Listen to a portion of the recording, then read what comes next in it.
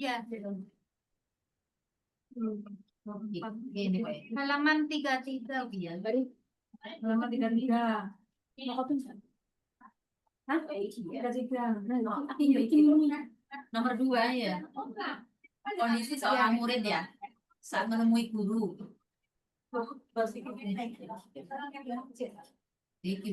Ya. Bismillahirrahmanirrahim. Alhamdulillah ibu semuanya. Belajar kitab At-Tibyan fi Adab Hamalatil Quran ini sangat penting sekali. Bukan berarti kita ketika belajar Quran hanya dituntut bagaimana bacaan Quran kita bagus, bagaimana hafalan kita bagus, tapi lebih daripada itu, bagaimana setiap apa yang kita baca, apa yang kita hafal, tercermin dalam akhlak kehidupan kita. Sehingga baginda Rasulullah SAW ketika ditanya bagaimana akhlaknya, kana khuluquhul Quran. Akhlaknya baginda Rasulullah SAW adalah Al-Quran. Maka penjelasan dari kitab At-Tibyan fi Adab Hamalatil Quran ini menjelaskan bagaimana adab yang semestinya harus dimiliki bagi seorang guru maupun murid. Maka sebelumnya dulu kita sudah sampaikan bahwa yang di atas itu adalah adab-adab yang harus dimiliki bagi seorang guru. Kemudian sudah selesai semuanya, kita lanjutkan lagi adab-adab yang berkaitan yang harus dimiliki bagi seorang murid. Tapi dari seluruh adab yang harus dimiliki bagi seorang guru, maka semuanya itu juga harus dimiliki bagi seorang murid. Maka yang sebelumnya sudah kita bahas bagaimana, yaitu bagaimana seorang murid harus juga tahu tata cara bagaimana memilih seorang guru. Karena guru itu menentukan bagaimana pengamalan agama kita, bagaimana juga amaliyah yaumiyah kita dalam keseharian. Jadi memilih guru itu menentukan bagaimana pemahaman agama kita. Kalau gurunya mengajarkan hal yang salah, otomatis juga murid akan ikut yang salah. Maka itulah pentingnya kita melihat karakter guru yang harus kita pilih dalam kehidupan kita. Kemudian yang kedua, kita akan membahas bagaimana seharusnya seorang itu sikap yang harus dilakukan ketika menemui seorang guru. Jadi ada adab antara murid dengan guru, ada adab antara murid dengan murid. Jadi sudah dapat gurunya nih, maka bagaimana adab kita dengan guru. Kemudian sudah selesai adab dengan guru, maka bagaimana adab dengan sesama teman. Jadi sesama teman pun ada adabnya ya Bu ya. Bukan sekedar bercanda-canda, kemudian kita belajar tidak sesama teman dianggap remeh. Maka ada adab yang harus kita jaga juga. Maka kondisi seorang murid saat menemui gurunya. Wa yadkhulu 'ala syaikhi, dan seorang murid akan menemui guru kamilal khisali mutanadzifan, harus dengan berperilaku yang sempurna. Apa saja perilaku yang sempurna selain adabnya bagus? Kama dzakarnahu fil muallimi, dengan kondisi bersih diri, bagaimana yang dulu pernah dijelaskan gue seorang guru ketika mengajar, bagaimana pakaiannya, duduknya, penampilannya, hatinya. Maka seorang murid juga harus seperti itu. Ketika ia ingin bertemu dengan guru, maka harus bersih hati kita, kemudian bersih diri kita. Sebagaimana kami telah menuturkan perilaku yang harus ada pada seorang guru. Jadi bersih pakaian mau ketemu guru, tapi mungkin pakaian kotor. Bahkan di sini dikatakan mutatahhiron. Murid harus menemui guru dalam kondisi suci. Apalagi kalau seandainya kita ingin bertemu dengan guru tapi dengan berwudu dahulu sehingga diri kita bersih. Ini perlunya juga. Bahkan ulama-ulama dahulu mereka ketika ingin bertemu guru, bertemu ilmu, mereka itu selalu bersedekah agar mendapatkan keberkahan dari ilmu yang dipelajari. Ya. Ini Bu Sulasmi di mana? Di aku juga.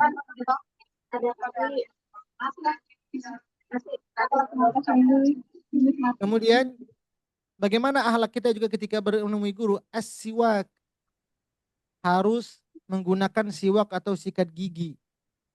Jangan sampai mau bertemu guru kita nggak sikat gigi. Mungkin bau makanan, atau baru makan petai, makan jengkol, tiba-tiba mengaji di depan ruangan, apalagi mungkin duduknya dekatnya, jaraknya dekat. Bukan gurunya saja yang tidak nyaman, mungkin teman terdekatnya juga tidak nyaman. Maka dalam hal sholat, kita juga dianjurkan kita untuk sikat gigi, bersiwak. Karena apa? Dikatakan laula asyaqqa ummati fa'alaihi bisiwak. Kalau kata baginda Rasul, kalau seandainya tidak aku merasa berat bagi umatku, maka aku akan anjurkan mereka untuk selalu bersiwak. Siwak itu kalau zaman sekarang sikat gigi ya Bu ya. Tapi kalau sunnah sih sebenarnya pakai kayu siwak. Tapi dengan modern sekarang itu dengan odol gigi dan sikat gigi. Kenapa? Sah tidak kalau seandainya ini ibu baru siap makan. Contoh waktu zuhur ya Bu ya.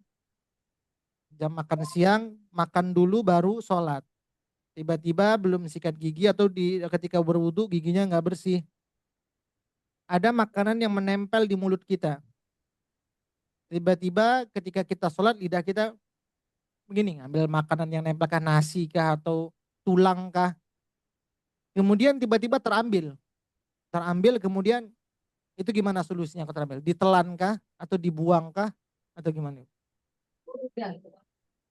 Gimana Harus solusinya? didiamkan dulu. Didiamkan dulu. Didiamkan dulu. Sudah sikat apa sih nyelket bukan sih? Buang. Pernah nggak kalau lagi sholat tiba-tiba nempel makanan kemudian kita ambil lagi proses sholat kemudian kita telan? Pernah nggak? Atau ibu-ibu dibuang atau gimana? Nah, Kak, nggak pernah. Jadi menelan makanan dalam sholat itu pun walaupun sedikit itu membatalkan sholat. Maka itu selalu dianjurkan, disunahkan. Kenapa sebelum sholat itu yakinkan gigi kita bersih. Maka itulah salah satu dianjurkan kita untuk bersiwak. Kalau sekarang lah sikat gigi lah bahasa sekarang. Nah dalam membaca Quran juga seperti itu. Membaca Quran kita disunahkan untuk siwak. Karena siwak itu salah satunya mencerdaskan otak. Kemudian kalau kita siwak tuh ada lebih pede berbicara ya Bu ya. Tapi kalau kita kelas online saya dengan ibu jauh nih, mungkin kalau saya pun makan jengkol atau makan petai nggak kecium sebelah sana. Tapi ya tadi kalau kelas online offline ya jangan, ya yakinlah gigi kita bersih, baunya jangan ada karena mengganggu. Bahkan kalau mulut yang bau itu ketika proses ibadah atau belajar itu makruh ya Bu ya. Jadi biasakan. Mungkin kalau dari rumah bawa sikat gigi lah karena satu harian mungkin sama kita. Satu harian mungkin di cahayaku mungkin nanti ada makan kah, doa apakah itu di situ. Jadi supaya yakin kondisi kita dalam sholat maupun belajar dalam kondisi gigi yang bersih. Karena gigi yang bersih segar itu mencerdaskan otak. Maka kalau ibu-ibu ini ada kelas tahfiz, kelas hafalan. Biasakan itu salah satunya bagaimana membuat otak kita cerdas supaya fresh juga cara berpikir kita. Sebelum menghafal Quran, biasakan sikat gigi dulu. Nah, kita kan ada kelas hafalan sekarang Bu ya. Biasakan sikat gigi dulu sebelum menghafal atau menguraja hafalan. Kemudian pakai wangi-wangian. Itu membuat otak kita jadi fresh ketika menghafal. Itu salah satu tekniknya. Dari sekian banyak teknik. Kemudian lagi mengosongkan hati dari berbagai perkara yang menyibukkan hati. Ketika belajar fokus. Ini juga membuat kenapa ilmu tidak masuk, mungkin masalah di rumah dibawa ke kelas. Maka ketika sudah mulai belajar, hilangkan semua hal-hal yang membuat proses belajar itu terganggu. Mungkin di rumah pun ada masalah atau di pekerjaan ada masalah, tapi sampai belajar fokuskan dulu, nanti baru selesaikan lagi masalahnya. Ini salah satu juga bagaimana kita bisa mendapatkan pemahaman dari guru. Cara juga baju, ini baju sudah 2 minggu nggak diganti-ganti dibawa dalam kelas. Cuma prosesnya kasih minyak wangi saja 1 botol. Oh, sudah bajunya bau, minyak wanginya ditambah 1 botol, itu baunya udah antara bau nggak enak dicampur bau enak, jadi udah nggak tahu baunya gimana lagi ya. Nah, jadi itu juga banyak hal-hal, karena itu juga bisa mengganggu proses dalam belajar mengajar ya. Bayangkan kalau seandainya satu ruangan itu ada bau yang tidak enak, itu terganggu satu ruangan, maka itu terganggu dalam belajar. Maka inilah pentingnya kita ketika belajar juga hal sederhana, tapi ini penting. Kemudian wa alla yadkhula bi ghairil isti'dzan idza kana asy-syaikhu fi makanin yuhtaju fihi ilal isti'dzan. Dan seorang murid jangan masuk menemui guru dengan tanpa meminta izin. Contoh kalau mungkin Ustaz Abu atau saya di sana, kemudian ada mau masuk kamar, mungkin ngambil botol bekam kah atau tisu kah di kamar, jangan langsung nyelonong. Atau ketika guru dalam rumah, itu kan mungkin ibu-ibu datang, mungkin saya dengan Ustaz, ini contoh sederhana, di rumah itu tinggal berdua. Aku tiba-tiba langsung nyelonong, maka assalamualaikum. Oh kalau memang gak ada orang boleh masuk. Tapi kalau ada orang mungkin lagi dari kamar mandi, mungkin mau ke kamar, mungkin lagi nggak pakai baju atau apa, atau hal-hal yang mungkin sedang dikerjakan, nah, musyawarah atau apa, maka ini perlu minta izin. Itu salah satu adab. Atau kalau kita datang ke rumah guru, Takutnya guru itu ada tamu kah atau ada hal yang memang tidak boleh diganggu. Maka kita ketok pintu dulu. Wa alla yadkhula bi ghairi isti'dzan idza kana syaikhu fi makanin yuhtaju fihi ila isti'dzan. Maka harus minta izin. Sederhana tapi sebenarnya ini bagian dari adab. Apabila sedang berada di suatu tempat yang butuh di sana meminta izin. Wa an yusallima 'alal hadirina idza dakhala wa yukhassahu. Kemudian ketika kita masuk, yang pertama ketika belajar mulai, nih Bu, contoh ada 15 orang dalam ruangan ini atau 20 orang. Kira-kira datangnya serentak atau sendiri-sendiri, berbeda-beda semua datangnya? Sendiri-sendiri. Sendiri-sendiri. Maka kalau datangnya berbeda-beda waktunya, yang pertama ketika guru itu dalam ruangan, ketika kita masuk biasakan ucapkan salam dulu kepada orang teman-teman kita yang hadir. Jadi ibu memberikan salam khusus kepada teman. Contoh Bu Rini datang, berikan assalamualaikum kawan-kawan kah atau apalah bahasanya ibu-ibu semua khusus. Setelah itu wa yukhassahu, berikanlah salam khusus sendiri kepada gurunya sebagai salam penghormatan. Jadi 2 kali salam. Pertama salam kepada teman-teman, kemudian salam khusus kepada guru. Tapi dilihat juga Ibu ya, jangan sampai udah datang lambat. Ini kalau kesimpulannya ketika pelajaran belum mulai. Tapi kalau pelajaran sudah mulai, tiba-tiba sudah datang lambat setengah jam, tiba-tiba assalamualaikum, kuat-kuat, apalagi door pintu kuat-kuat. Itu mengganggu pelajaran. Jadi mengucapkan salam di sini adalah ketika proses belum mulai. Jangan sampai ini sudah lambat, salamnya kuat sekali, udah itu bingung gurunya, tadi sampai mana saya ngomong ya lupa. Jadi hilang fokus. Jadi kita kasusnya di sini adalah karena adab-adab yang sebelumnya bagaimana kita juga menghormati waktu. Guru harus tepat waktu, murid juga harus tepat waktu kalau memang lagi tidak ada kendala atau uzur. Maka kita sebaiknya mengutamakan waktu. Karena itu bagian dari keberkahan dari ilmu. Maka salah satunya juga bagaimana adabnya sesama teman mengucapkan salam. Kemudian ketika sudah mulai berikan salam khusus kepada guru. Kemudian wa an yusallima alaihi wa alaihim idzan sarafa. Dan ia mengucapkan salam kepada guru dan berikutnya kepada para hadirin apabila ia hendak beranjak pergi. Mau pergi pun gitu sama sebaliknya. Ucapkan salam kepada guru, kemudian ucapkan salam sesama teman. Maka ketika ditanya, adakah kata baginda Rasulullah ucapan yang lebih baik daripada ucapan Assalamualaikum warahmatullahi wabarakatuh. Waalaikumsalam warahmatullahi wabarakatuh. Ya, semoga diberikan keselamatan kepada kamu semua. Keselamatan di dunia atau akhirat atau dunia akhirat ini? Dunia akhirat Dunia Ustaz. akhirat. Bayangkan Ibu. Kita mendoakan saudara kita agar Allah berikan keselamatan dunia dan akhirat. Itu doa kita. Rabbana atina fid dunya hasanah wa fil akhirati hasanah wa qina azabannar. Wa rahmatullahi, semoga Allah memberikan rahmat. Allah curahkan rahmat kepada mereka. Kalau Allah sudah curahkan rahmat kasih sayangnya, maka ketika kita mungkin banyak dosa, Allah akan hapuskan dosa-dosa kita. Wa rahmatullahi wa barakatuh. Apa yang pengertian dari berkah itu? Apa itu pengertian berkah? Banyak kebaikan. Baik untuk diri kita, baik untuk teman kita, baik buat keluarga kita, baik untuk anak kita, baik untuk pekerjaan, itu namanya berkah. Berkah itu ziyadatul khair, banyak kebaikan. Bayangkan Bu, kawan kita doakan, semoga kita selamat dunia akhirat, Allah berikan rahmat kepada kita, dicucurkan kita kebaikan, kemudian dihapuskan dosa-dosa kita, wa barakatuh. Semoga hidupnya selalu dikelilingi dengan kebaikan. Luar biasa. Maka kata baginda Rasul ketika itu, adakah doa ucapan yang lebih baik dibandingkan Assalamualaikum warahmatullahi wabarakatuh? Maka tidak ada. Bayangkan kalau ucapan dari bahasa-bahasa yang lain. Apa kalau ucapan bahasa orang Inggris? Hello. Good morning. Selamat. Good morning apa Ibu? Selamat pagi. Mengucapkannya hanya selamat pagi aja. Semoga paginya selamat. Siangnya selamat atau tidak? Selamat siangnya nggak tahu. Malamnya belum tentu. Good afternoon. Sore. Selamatnya kapan? Sore saja. Good night. Kapan doakan selamatnya? Malam. Apa kabar? Jadi kira-kira besoknya masih didoakan selamat enggak? Atau akhiratnya selamat tidak? Tidak. Belum tentu. Maka ucapan yang terbaik adalah Assalamualaikum warahmatullahi Warahmatullahi wabarakatuh. wabarakatuh. Bahkan amalan yang pertama sekali diajarkan baginda Rasulullah ketika hijrah dari Mekah ke Madinah. Ketika hijrah dari Mekah ke Madinah, apa yang diajarkan oleh baginda Rasulullah? Yaitu afsus salamu bainakum. Sebarkan salam di antara kamu. Nah, sebarkan salam di antara kamu. Maka ini juga salah satu amalan. Mungkin kalau ibu kan di Hong Kong bisa tebak ini orang pakai jilbab walaupun nggak kenal. Atau di MTR, MRT.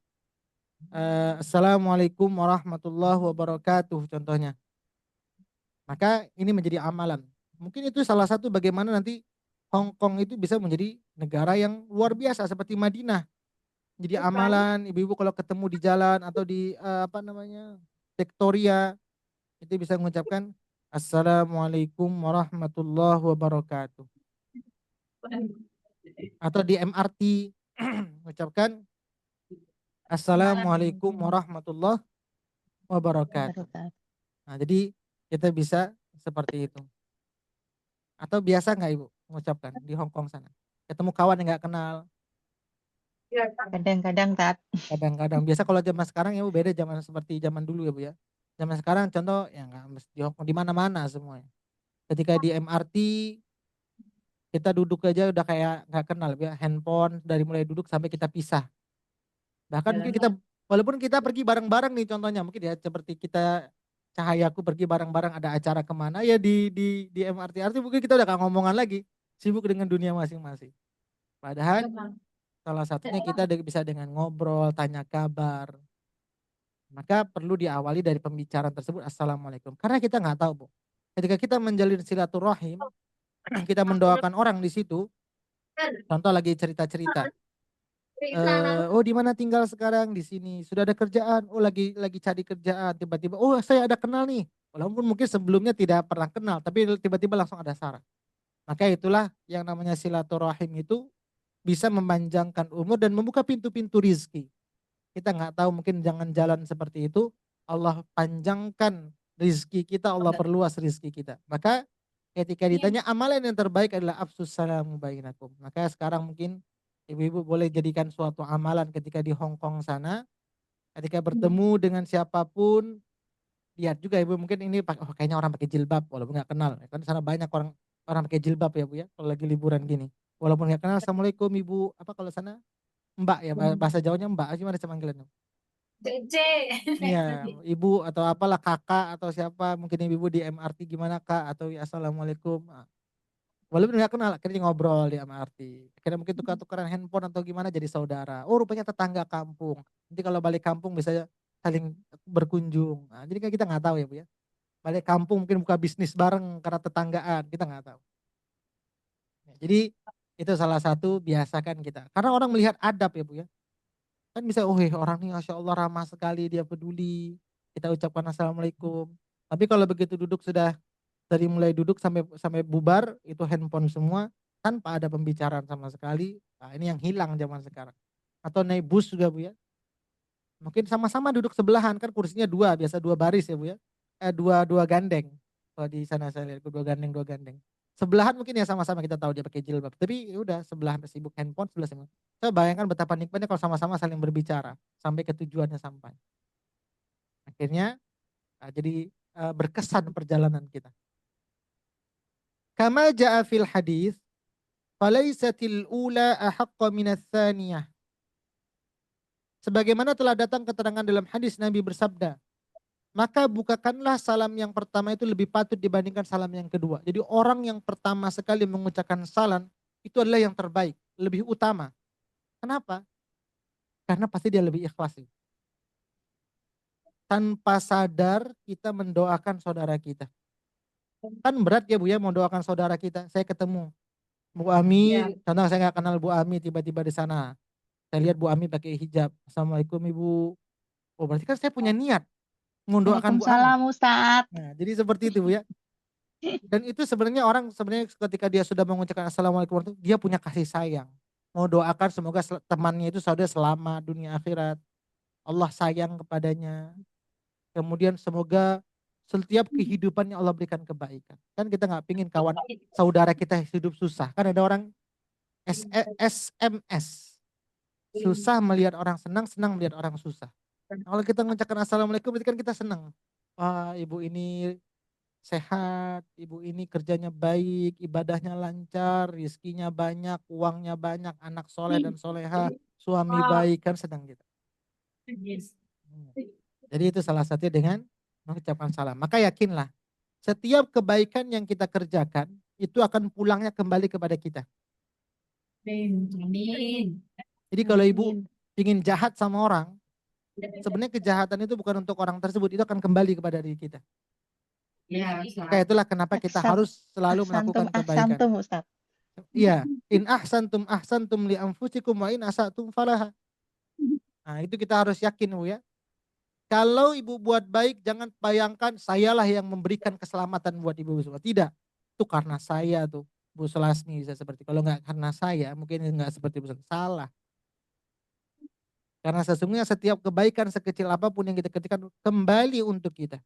Dan ketika saya nggak suka dengan Bu Sulasmi, saya buat seperti ini. Jangan bayangkan Bu Sulasmi akan menderita, tidak. Kejahatan itu akan sesungguhnya kembali kepada diri kita sendiri. Jadi nggak boleh. Maka wala yatakhatta riqaban nasi bal yajlisu haitsu yantahi bihil majalis. Janganlah murid melangkahi pundak-pundak orang yang akan orang-orang, kata tapi ya duduk di mana majelis itu berujung di situ. Ini biasakan juga ketika mulai belajar Ibu, isi barisan yang paling depan supaya nanti orang yang lambat datang tidak melangkahi pundak-pundak. Itu adab.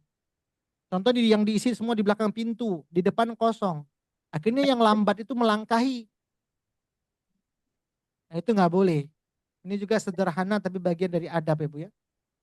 Maka biasakan yang ibu-ibu sudah datang lebih awal isi depan. Kan biasa orang kalau belajar tuh takut duduk depan ya Bu ya. Padahal keutamaan duduk depan itu lebih utama. Apalagi kalau Takut gurunya pertanyaan, menyeramkan. Tat.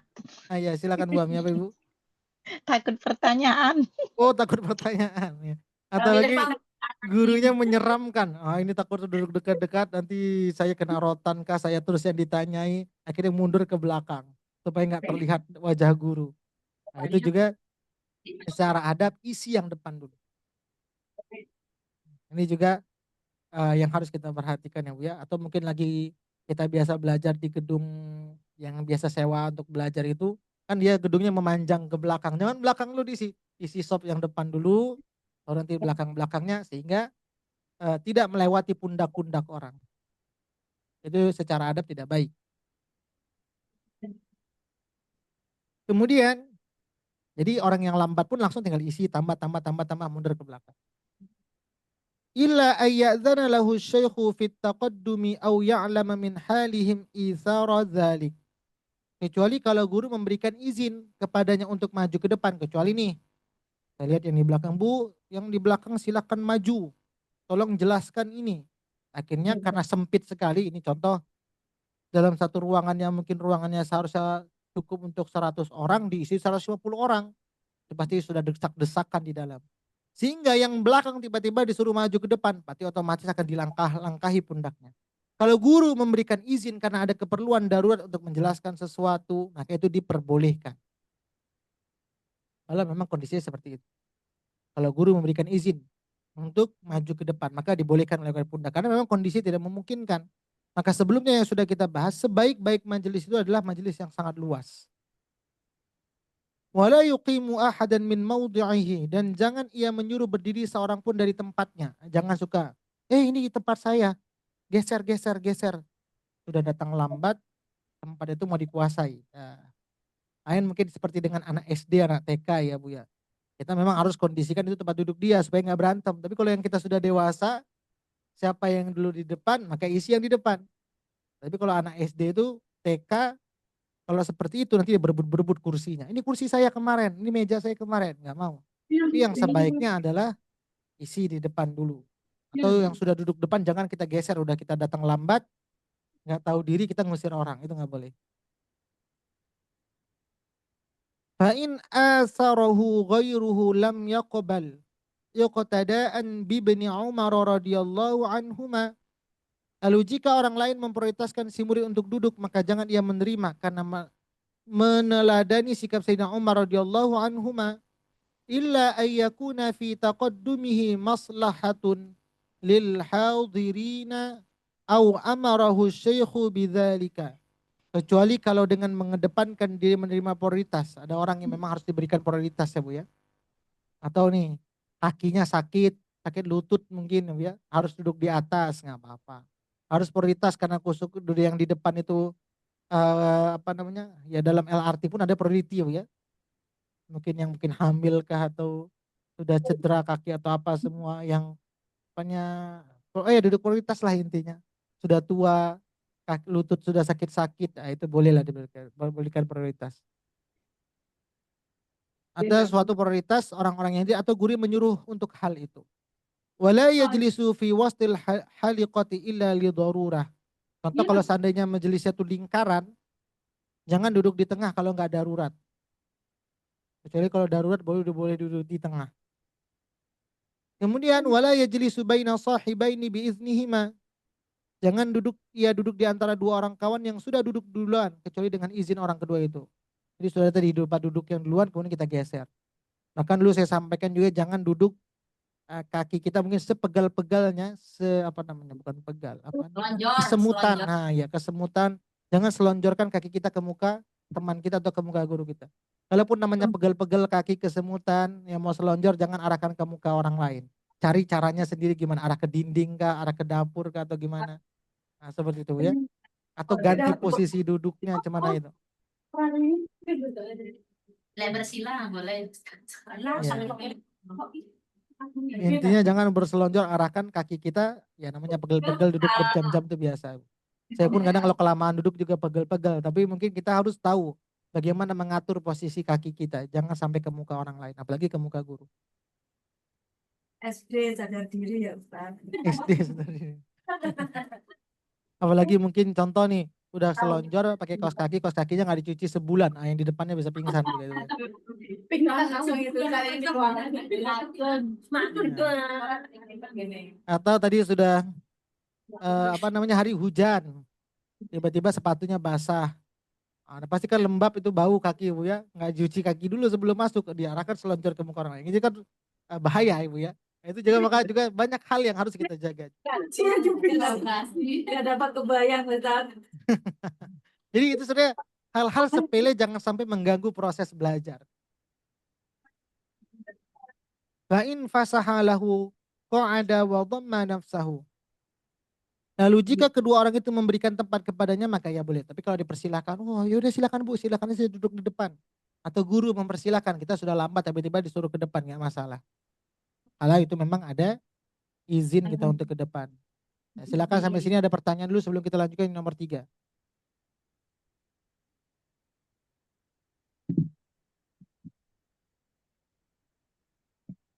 Ada pertanyaan Bu? Yang mau bertanya Bapak, Ibu. Alhamdulillah jelas Ustaz. Jelas ya Bu ya. Jelas lah.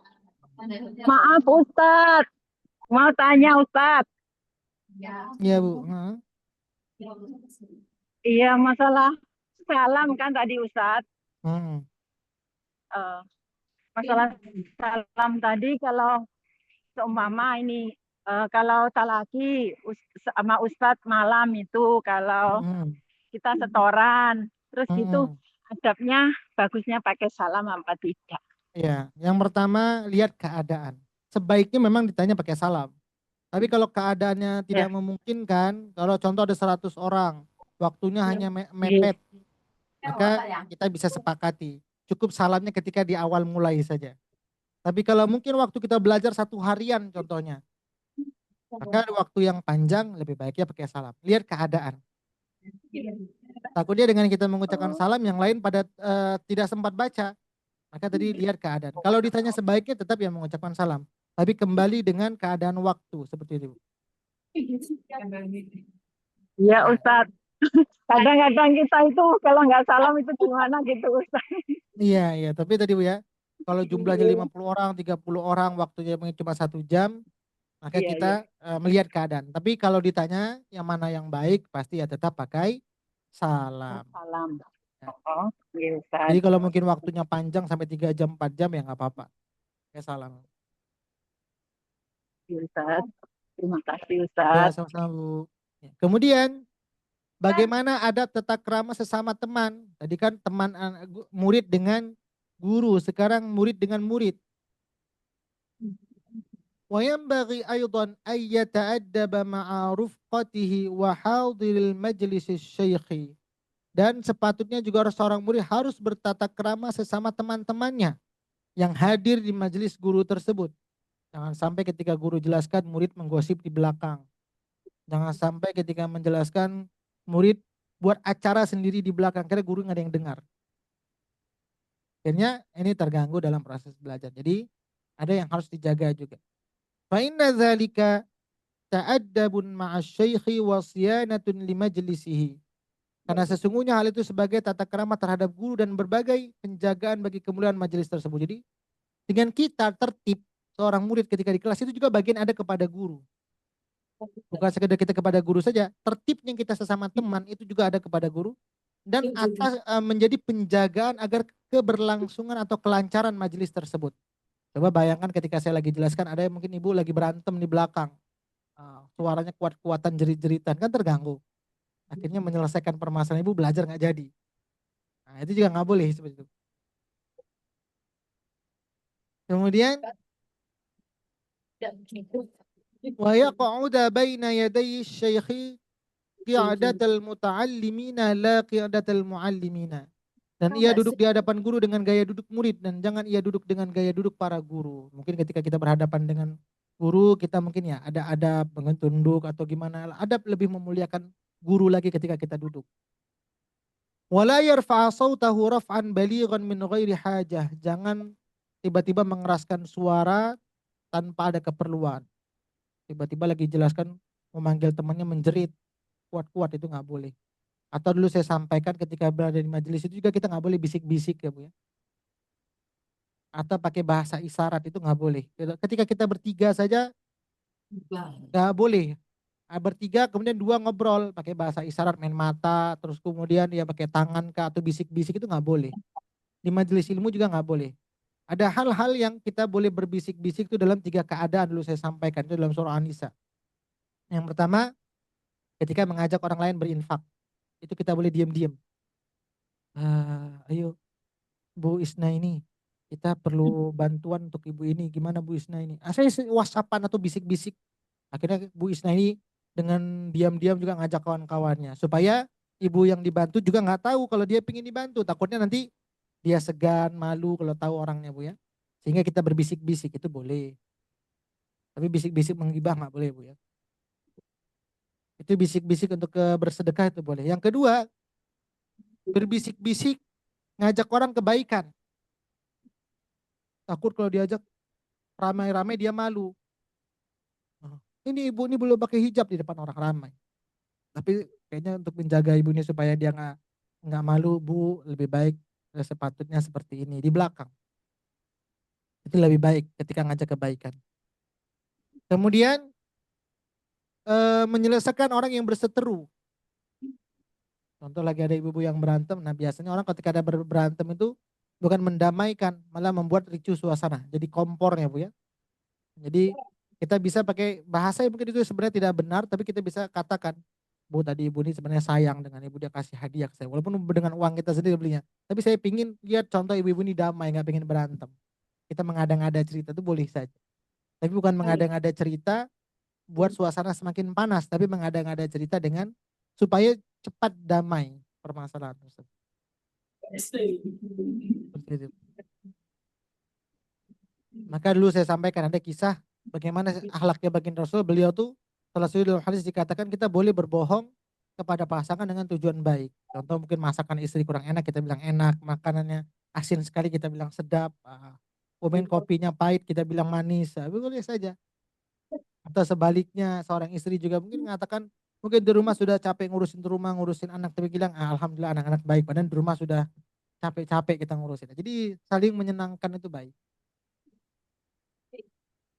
Wala yadhaka wala yuksiral kalam min ghairi haja. Jangan banyak tertawa kalau nggak ada kepentingan. Jangan banyak berbicara tanpa ada keperluan ketika majelis itu berlangsung. Wala ya'batha biyadihi wala ghairiha. Dan jangan main-main tangan dengan yang lain atau pakai bahasa isyarat dengan tangan.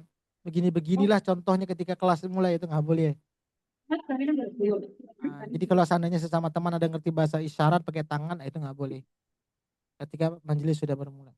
Wala yaltafita yaminan wala shimalan min ghairi hajah. Jangan menoleh ke kanan ke kiri seperti orang nggak fokus ketika belajar, atas bawah kanan kiri pada nggak ada yang dilihat, nggak ada pentingnya. Kalau tanpa ada keperluan. Tapi kalau ada keperluan, contoh tiba-tiba dipanggil dari dapur, maka boleh kita menoleh ke dapur. Tapi kalau nggak ada kepenting, lihat dapur, lihat pintu, lihat sana, nggak ada kepentingan, maka jangan fokus kepada kepelajaran. Bal yakunu muwajjihan li syaikhi musghiyan ila kalamihi. Akan tetapi harus mengarahkan wajahnya kepada guru dengan seksama mendengarkan perkataan beliau. Jadi fokus kepada guru. Jangan mana guru duduk, mata kita kemana. Nah, itu juga tidak fokus. Silakan sampai sini. Ada pertanyaan Ibu? Ustaz, Afwan mau nanya adab antara murid dan guru yang tadi Ustaz. Yang apa? Yang mana itu? Kalau misalkan seperti ini Ustaz, kami ada jadwal belajar, misalkan ITN gitu ya Ustaz, belajar Nabawi, itu jadwalnya malam jam 10-11. Dan karena kita di rumah majikan itu kan nggak semuanya dapat ruangan yang luas gitu Ustaz. Iya, Jadi iya. kita stay-nya itu langsung di kasur gitu Ustaz. Tapi di dalam keadaan pakaian yang tertutup dan berhijab. Terus kalau nggak kerasa kita ngantuk tertidur itu gimana Ustaz? Iya. Segala sesuatu yang tidak bisa kita elakkan, maka itu masuk dari illa lid-darurah, itu masuk kepada darurat. Karena kita nggak bisa ngelakkan ya Bu ya, yang namanya ngantuk itu karena memang sudah, kita maklum, memang sudah jam malam ya Bu ya. Iya Ustaz. Nah, sudah jam malam, sudah jam letih, memang sudah jam istirahat, tapi ada kemauan kita untuk belajar, tiba-tiba ngantuk. Itu kita juga nggak bisa paksakan ya Bu ya. Ngantuk itu sudah kodrat manusia. Memang manusia itu harus ada jatahnya tidur. Tapi kalau tidur-tidur terus salah juga. Setiap belajar tidur mulu. Nah, itu salah juga. Belajar pagi ngantuk, belajar siang ngantuk, malam lebih ngantuk. Setiap belajar ngantuk aja bawaan yang ada semangatnya. Itu berarti sudah bawaannya ada masalah. Tapi kalau sekali kita ngantuk mungkin karena letih, capek, kurang tidur itu wajar. Tapi kalau setiap belajar ngantuk, itu berarti ada masalah. Jadi kondisinya illa dharurah. Itu kondisinya darurat. Memang karena hari ini memang kayaknya banyak kali aktivitas yang dikerjakan sehingga letih. Nah biasa kalau ada letih itu pertama nggak fokus. Atau bisa dihilangkan mungkin dengan kita wudhu lagi. Sudah wudhu pun masih ngantuk juga, ya apa boleh buat. Kadang kita tertidur. Yang jadi masalah kan kadang kalau kelas online tuh nggak tahu ibu tidur atau enggak. Karena kamera ditutup ya Bu ya. Tiba-tiba dari awal mulai rupanya sampai selesai tuh tidur saja, cuma sekedar ngidupkan handphone. Nah, ini jadi masalah juga ya. Yang penting nama saya terbaca di layar bahwa ini hadir. Baru dari awal mulai sampai selesai tuh tidur gitu. Cuma naruh nama saja, itu jangan. Yang ketawa berarti iya itu. Ketahuan Pak, ketahuan. Baru kemarin. Syukuran Ustaz. Ya, Fani Bu. Ya, ada lagi pertanyaan Ibu?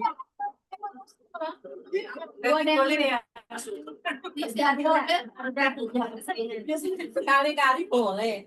Ya. Jangan Sekali-kali Bu, tapi kalau bawaannya tidur melulu, berarti itu nggak boleh ya Bu ya. Berarti disengaja itu.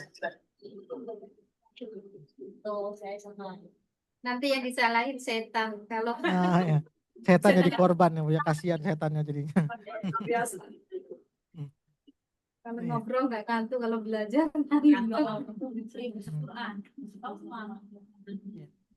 Ada lagi pertanyaan Ibu? Bu ada pertanyaan Bu. Ada lagi apa pertanyaan? Enggak. Tadi. Tidak ada Ustaz. Nggak Belum ada. ada. Masih ada waktu lagi di sana, sudah maghrib atau belum? Sudah maghrib Oh, Ustaz. sudah maghrib. Ustaz. Tepat waktu sholat berarti sana Ibu. Ya sekarang Ya, katanya Ustaz. apa soalnya musim belum sampai jam 6 sekarang udah kantuk sih Bu. Iya, iya Ibu. Oke kalau gitu ini kita cukupkan berarti nih Bu. Ya Ustaz. Ya, berarti tandain ya Bu ya, nanti ingatkan saya pertemuan berikutnya yang nomor 4 berarti. Murid tidak belajar kepada guru saat guru sedang sibuk. Ingatkan nanti materi berikutnya Bu. Boleh ditandain tadi buku kah atau catatan ibu-ibu semua.